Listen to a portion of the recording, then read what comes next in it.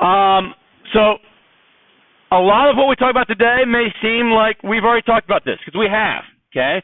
But we talked about it in the perspective of right triangles. Now we're talking about it in perspective of the unit circle, okay? Basically what it says here, okay, under section B, says values of the trig function. All it's doing is telling you all students take calculus. We've talked about that. That's where all students take calculus. Those are the trig functions that are positive. All of them in the first quadrant, sine in the second quadrant, tangent in the third quadrant, cosine in the fourth quadrant. Those are the only trig functions that are positive, along with then their reciprocals. Okay? So if you can remember that, that's going to be beneficial for you as we use the unit circle. That in combination of understanding reference numbers and then knowing what this first quadrant here looks like, okay, that's going to help you answer any question about any angle, okay? And some of the relationships that we learned today, that we go through today, that we go through the entire course, are relationships that allow us to do things quicker. And that's really what mathematics in general is. If I've got a problem in front of me and it could take me, 45 minutes to do that problem, mathematicians are interested. Can we cut that in half? Can we cut that in thirds? Can we cut that in? Can go from 45 minutes down to 2 minutes, okay?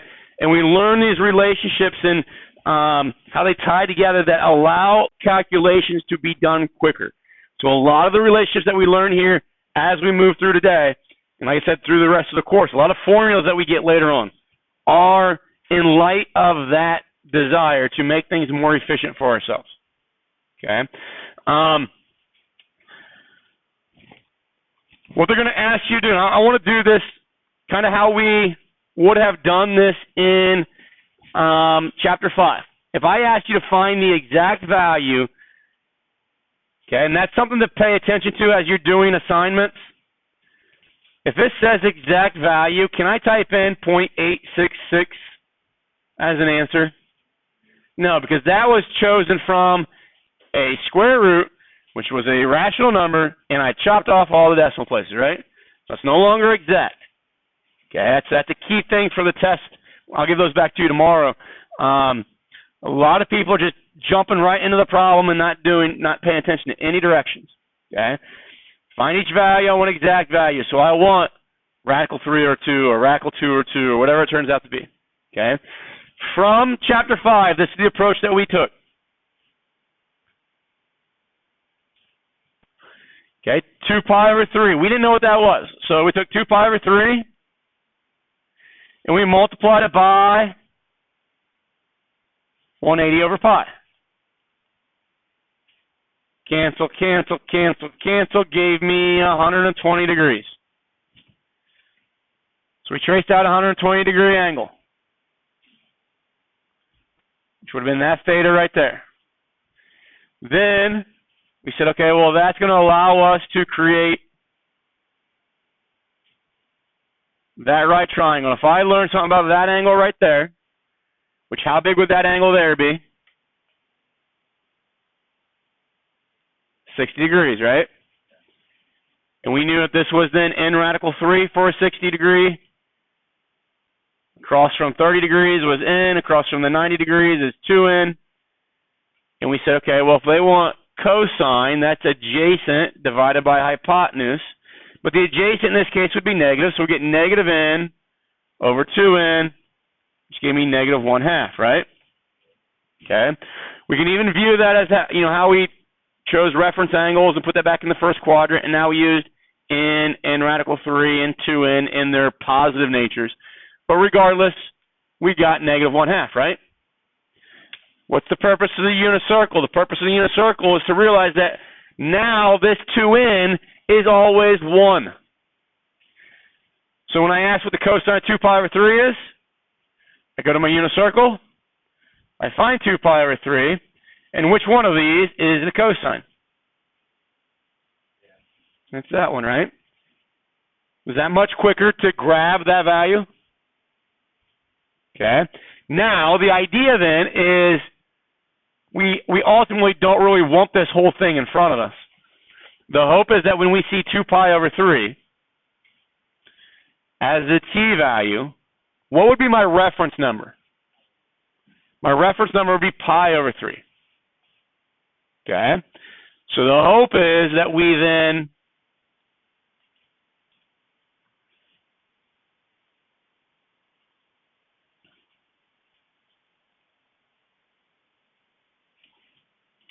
really only have to look at this. Okay? Because if I go to pi over 3, then the cosine of pi over 3 is 1/2, correct? But 2 pi over 3 resided in what quadrant? Second. So when I ask what is the sine of 2 pi over 3, or was the cosine? Sorry. The cosine of 2 pi over 3, I'm going to say that is the same thing as the cosine of pi over 3, but I'm going to negate it. Cosine of pi over 3 is 1/2. Negate that, I get my negative 1/2. And that's much more efficient than drawing this image here and deciphering all that stuff, right? But remember, how did we create the unit circle? Didn't we create the unit circle by using special right triangles? So it's the same thing. Okay, we're doing exactly the same thing. Okay, it's just this seems a little bit quicker when we do it. Okay, questions on that? All right. Let's do tangent of negative pi over 3. Tangent of negative pi over 3. So if I go negative pi over 3, it's actually going to be a little bit more that way. Okay. That ordered pair right there should be the same as that ordered pair up there, isn't it? With symmetry. So if this is negative pi over 3, what is that distance there? Pi over 3. So if I know tangent of pi over 3, I can probably determine the tangent of negative pi over 3, right? Now here's my question. On my unit circle, and I apologize that I keep bouncing back and forth here. Zooming back and forth, there we go. On pi over 3, are either of these the tangent? No.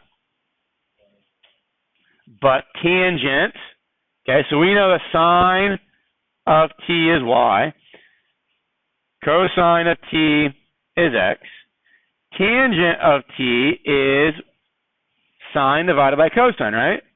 So sine was y divided by cosine. So if I take these and divide them as radical 3 over 2 by 1/2, that's y divided by x, right? Okay. Now think about it. Just be careful because I need to be able to figure out the sine, the SIG, and we can do this 2 ways. But if I'm looking at negative pi over 3, which one of these should be negative for negative pi over 3? Shouldn't that one be negative? And this one would be positive, wouldn't it? Okay, because negative pi over 3 would be that point right there, right? Okay. So if this is negative, then I get negative radical 3 spit back to me, right? That is the tangent of negative pi over 3. Okay. Now I said there's a different way of doing this. We could do it this way. And that would give me radical 3, right, as an answer? But don't all students take calculus? And cosine, that would be the only trig function that is positive in the 4th quadrant. And I'm dealing with tangent, so don't I have to make it negative then? Okay.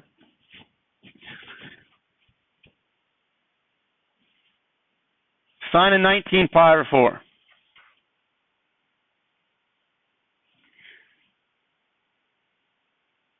Do you agree that one revolution is 8 pi over 4? So a second one will be 16 pi over 4, right? How many more pi over 4s do I need to go to get to 19 pi over 4? 3 pi over 4s. So does it make sense? So I'm going to go 19 pi over 4. You guys remember talking about coterminal angles, right? Well, we can do the same thing with coterminal points. It's really the same thing. Subtract 2 pi, multiples of 2 pi. There's one multiple. There's another multiple. And I'm going to keep subtracting multiples of 2 pi until my difference that I yield is between 0 and 2 pi. So I'm trying to get a number essentially because everything's in force.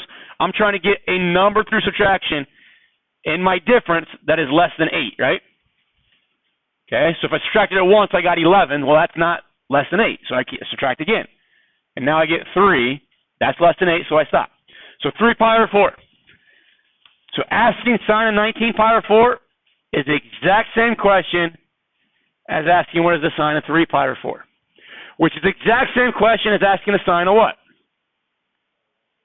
Sine of pi over 4. They are both in the positive y direction. So if I know the sine of pi over 4 is radical 2 over 2, then the sine of 3 pi over 4 is also radical 2 over 2, right? Okay.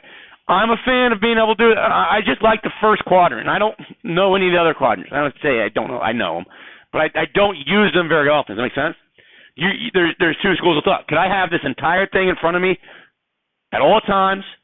And if they want sine of 3 pi over 4, then I just go and say, okay, find 3 pi over 4, capture the y value. And I got it, right?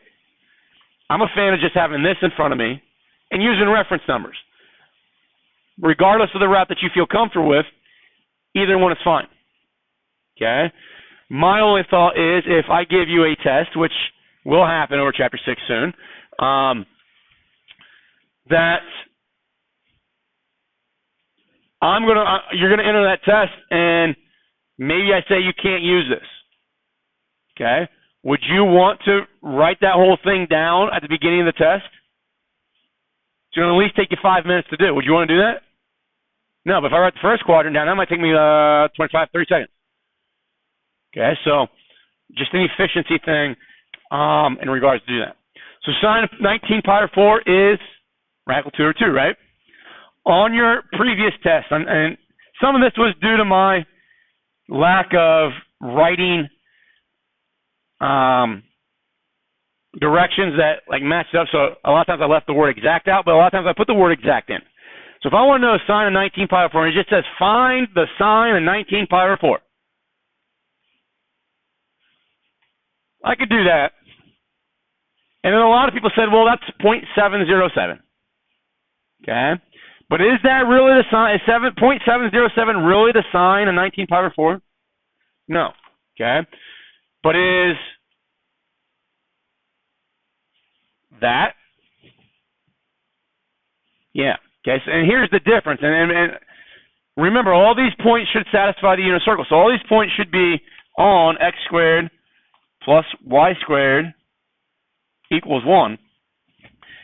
If I put, so because at 19 pi over 4, let's do this. I go sine, it'll be cosine of 19 pi over 4, comma, sine of 19 pi over 4. You see how that puts a point right on the circle? Okay. And if I go square root of 2 over 2, comma, square root of 2 over 2, okay. Now, because it's 19 pi over 4 is in the second quadrant, because I want cosine here, I'm asking it to do cosine as well. I got to make this one negative. Oh, negative. Okay, so now you see the red one there as well. Okay. If I do this, negative 0.71 is what a lot of people were writing on the test. If that, a lot of people rounded 2 decimal places, which is okay. And then 0.71. Right there, it looks like that is the same point, right? If I zoom in, is one of those not on the circle? So that lack of precision by using rounded values creates a point that is not a point that I'm really talking about or want to talk about. Does that make sense? So we want to refrain from using decimals when they're asking for us to evaluate sine of some angle measurement or some distance. And generally, if the denominator that they're asking for is a multiple of 3 or a multiple of 4, you are going to be answering in exact values. Does that make sense? If they gave me like 2 pi over 7, then I have to write as a decimal because I don't have those exact values currently. Maybe later down the road, maybe we will. Okay. Questions on doing this? Is this something we can do? So this is a situation, and I'm only going to do one of these, but this is a situation that is exactly what I just said, okay? This is in radians because there's no degree symbol, right? Okay? Now, I do not know the exact point because it's not a denominator that is a multiple of 3 or 4, okay? So what's going to happen here is I'm going to trace out my unit circle. I'm going to go, now that this is in radians, but they're lacking the pi. The pi has already been multiplied through. So I'm going to write my unit circle with my pi evaluated through. So pi over 2 is 1.57. Pi is obviously 3.14. So it tells me that 2.2 is a t-value about right there. Does that make sense to everybody? So when it asks you what's the sign of 2.2, that's when I have to grab my calculator. I need to make sure that I'm in the right mode. 2.2, because there's no degree symbol, means I'm in radians.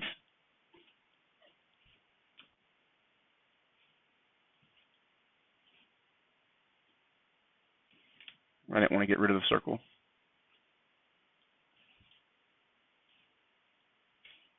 So I go sine of 2.2. There's that value. If I go cosine of 2.2, there's that value. So they wanted the 0.808, and that's, I don't know what, there's no algebraic way for us to take an irrational number and transform it to a fraction. Does that make sense? Like a radical 2 or 2, or radical 3 or 2, something like that. So what I'm going to do, I'm going to call that, I'm just going to prove a point here. This is the y value on the unit circle at 2.2 radians. This is the x value on the unit circle. So if I call this point B, or a coordinate B, and call this one A, and then plot the point A comma B, does that end up on the unit circle? Yeah. Okay. So when we ask these questions and I get that result, I want you to know what that result means. That's the x distance that I would have to travel from 0, 0 to put myself on the unit circle. Okay.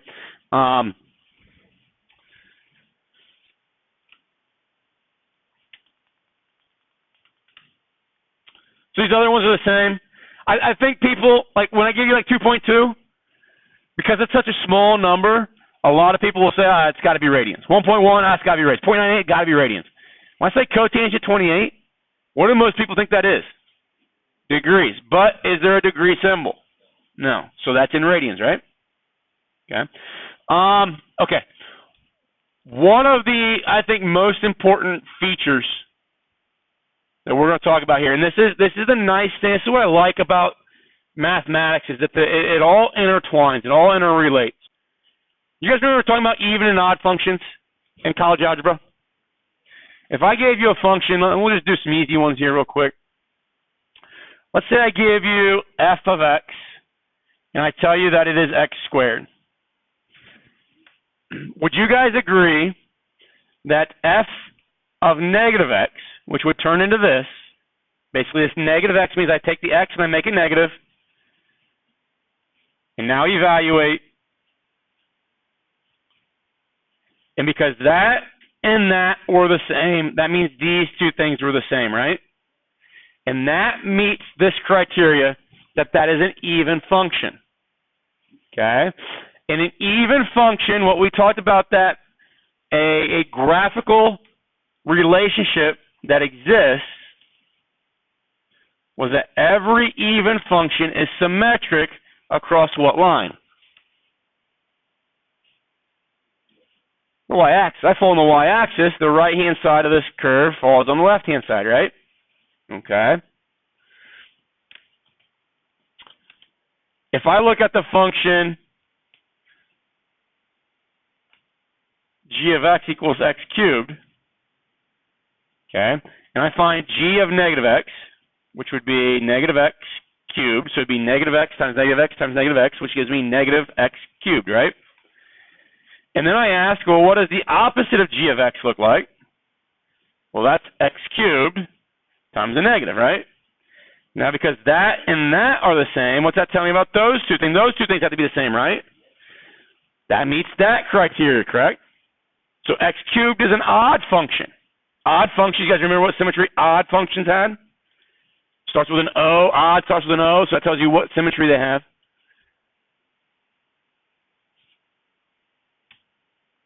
They have symmetry about the origin. Remember taking this positive side and rotating it 180 degrees, and it's going to land on this side, right? If you remember back to geometry, if I have the point 2, 8 on this graph, if it's got odd symmetry, then I should also have -2, -8. And we do. We see that down here. Okay? So that's an odd function. Well, because our unit circle is very symmetric with the x and y axes, we have some of that relationship existing. Okay? I'm going to ask you a couple questions about this, and then I'll show you the properties you can write down. Let me ask you, let's say that I want to know the sine of, let's say, -pi/6. Okay? The sine of -pi/6. So -pi/6 would mean that I'm going to travel pi/6 radians, but it's going to be that direction, right? So that point right there. Is everybody okay with that? It would be the same as traveling this distance, but obviously going clockwise instead. What would the sine of that value be?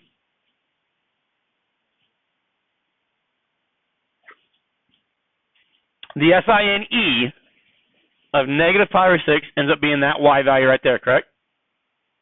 Let me ask you this question. What is the sine of +pi/6? That one right there, right? How can I make these two numbers right here, the 1/2, how can I make them equal? Multiply one of them by a negative, right? And it doesn't matter which one, but general convention is to multiply this one by a negative. So if I multiply that one by a negative, then I must have had to make these equal. Then I multiply that by a negative to make these statements equal, right? Does that make sense? Now, the question is, does it matter what that angle is? If I go -pi/4, negative radical 2 over 2, how does that relate to pi/4? Well, that's positive radical 2 over 2. So to make those equal, I got to multiply that one by negative, right? Do the same thing for pi/3 all the way through. Okay? So what we're arguing here is that the sine of a negative angle, the sine of a negative angle, or a negative distance, if you want to think about it as moving along the arc, is equal to the opposite of the sine of the positive angle. Does that make sense? Okay. Now, it's easy because of the nature of the sine function and how we write it to do something. I'm just going to replace the sine function generically with f. -t would be my input. Over here, replace sine with f and t be my input. Is that right there? I'll pull it over and compare.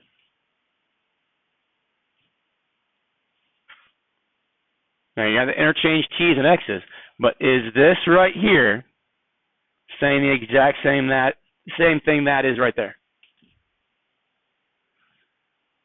That make sense? So the sine function, in this case, this instance, we have, oh, I'm sorry, I highlighted the wrong one. It's this one. I apologize. The sine function,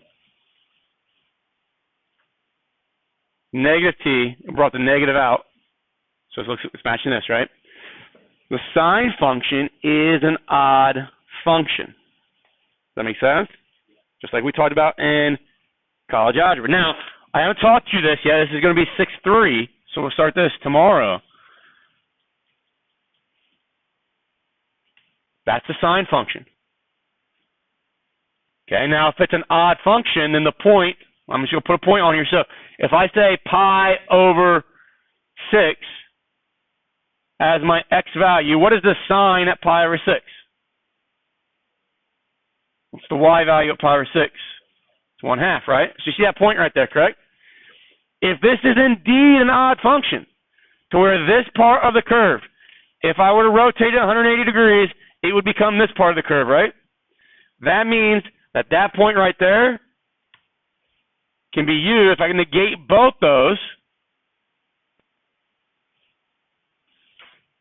I get another point that's on my curve, right? Does that make sense? That's what I love about just math in general, is just the interlinking of something we've talked about maybe 6-7 months ago to something now we're talking in a completely different course. The relationship is still there. Okay, that can be utilized to help us answer questions a little bit more efficiently. Okay, if I want to know what the sine of negative pi over 6 is, nobody likes working with negative angles. Okay, so we already did that one, but let's go. Let's say I want to ask what the sine of negative 2 pi over 3 is. I don't like that. So what I'm going to do is I'm going to rewrite it. I'm going to use this even odd property right there, and it's an odd property for the sine function, and I'm going to rewrite this as, nope, I'm going to negate the sine and make this argument positive. Because now I don't have to think about my unit circle backwards, right? Does that make sense? Our unit circle is developed moving along counterclockwise, right?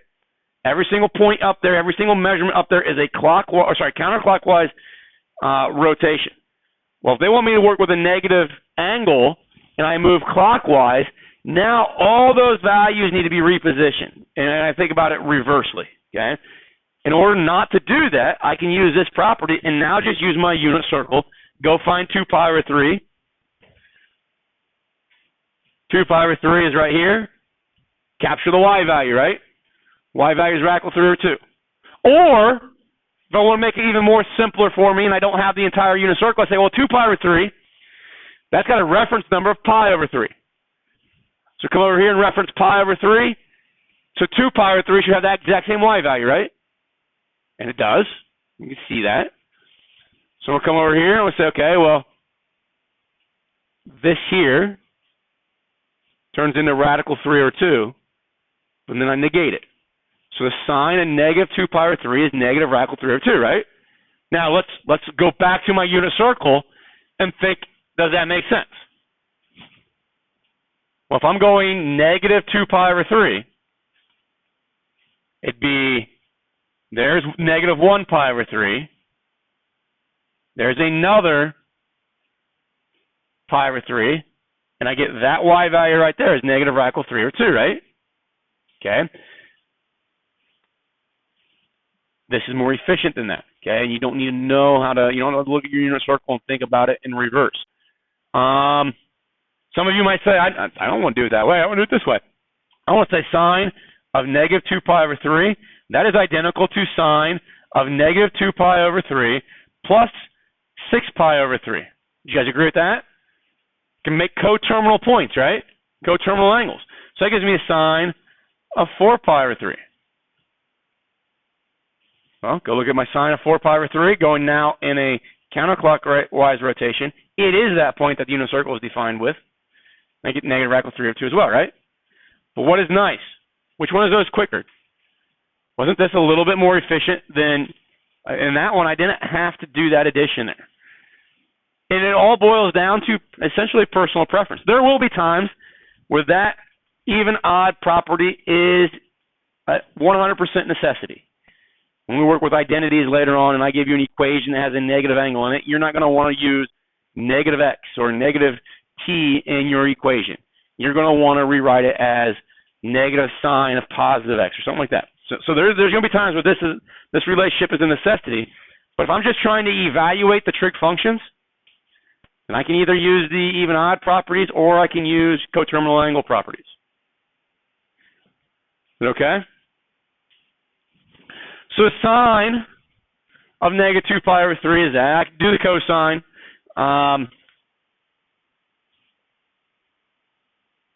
Let's just do the cosine of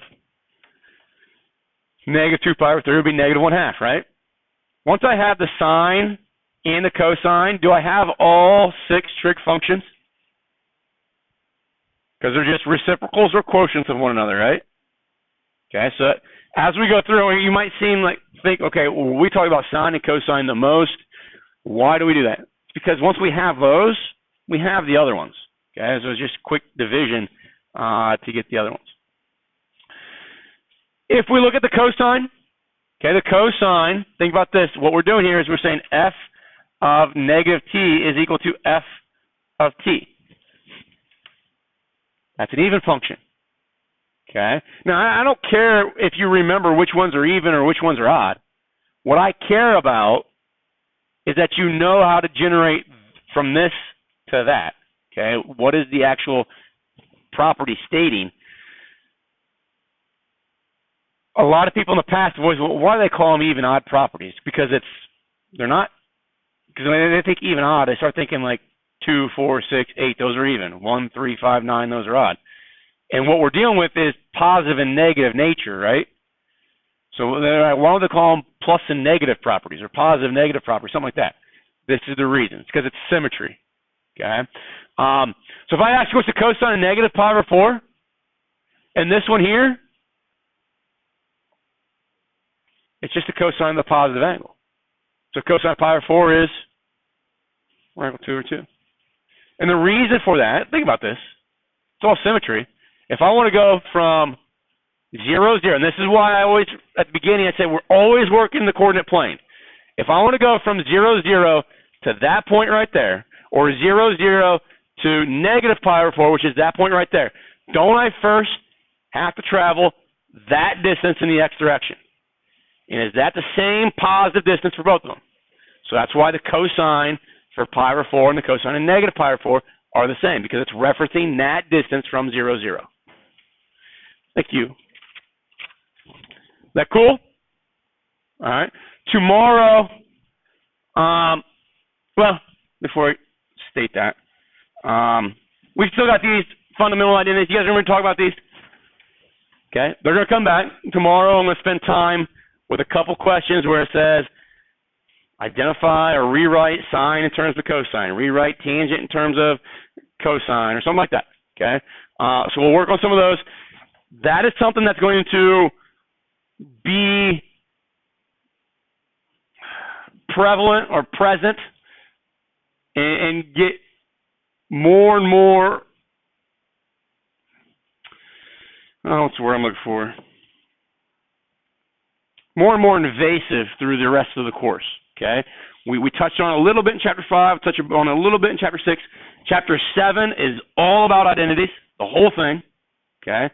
Chapter 8, a lot of the relationships that we generate in chapter 8 are because of identities. So we're going to get to this stuff and spend a lot of time on it in the next couple of weeks. My hope is that we can understand it on a simple basis right now so we can build on that. Grading your test from last week, I think we're still struggling with terminology of express sine in terms of cosine or something like that, on which one needs to be isolated all by itself. So we'll work on that tomorrow. But then the plan is to move into 6.3 as well. And 6.3 is going to get us to learn how to graph our trigonometric functions, sine, cosine. And as we move through the week, we'll get into secant and cosecant and tangent and cotangent. Tomorrow, first thing, 5 to 8 minutes, quiz over unit circle.